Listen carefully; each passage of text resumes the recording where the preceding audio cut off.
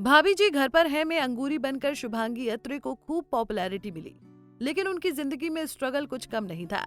कम उम्र में शादी, फिर तलाक और फिर पति का निधन। शुभांगी ने अपनी जिंदगी में काफी उतार चढ़ाव देखे। सिद्धार्थ करण को दिए इंटरव्यू में शुभांगी ने अपनी पर्सनल लाइफ से जुड़ी कुछ बातें शेयर की। वो कहती हैं, मेरी शादी काफी जल्दी हो गई थी। शादी करना मेरा सपना नहीं था, लेकिन सिचुएशन ऐसी हो गई थी। मेरी शादी लव मैरिज थी। शादी के बाद मैं माँ बन गई, लेकिन अब मैं पीछे मुड़कर देखती हूँ तो मुझे लगता है कि ये सब भगवान का प्लान था।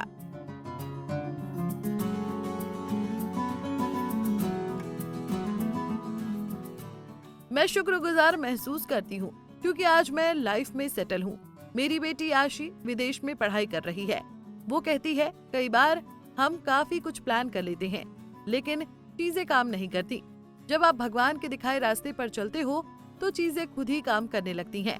बता दें कि शुभांगी के पति पीयूष पूरे का कुछ दिनों पहले ही निधन हो गया था। हालांकि पति के निधन से पहले ही शुभांगी उनसे अलग हो चुकी थी।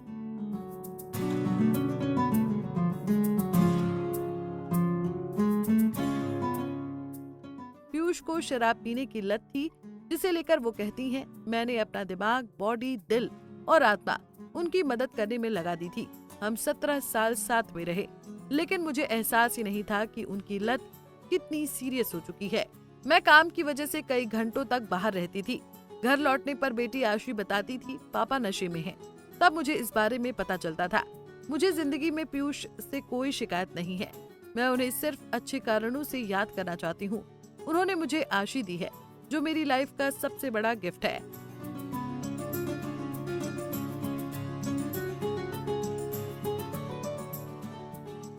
शुभांगी कहती हैं कि जब उन्हें सीरियल भाभी जी घर पर है ऑफर हुआ, तब वो आर्थिक तंगी से जूझ रही थी। वो कहती हैं, मैं किसी को रिप्लेस नहीं करना चाहती थी, लेकिन उस वक्त मुझे काम की जरूरत थी। मेरे ऊपर जिम्मेदारियां थी। मैंने ब्रेक लिया था। मैं सिलेक्टिव काम कर रही थी, लेकिन भाभी जी घर पर हैं अच्छा शो था। मुझे पता था इससे मुझे स्टेबिलिटी मिलेगी।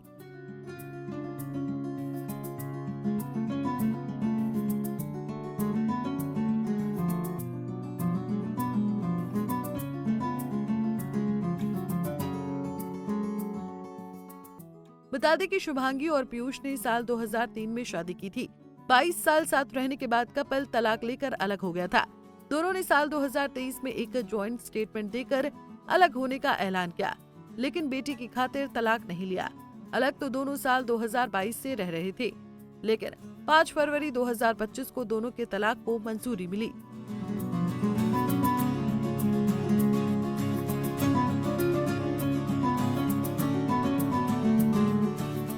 ऐसे ही और वीडियोस के लिए आप नारी के पेज को YouTube पर सब्सक्राइब, फेसबुक पर लाइक और इंस्टा पर फॉलो करना ना भूलें।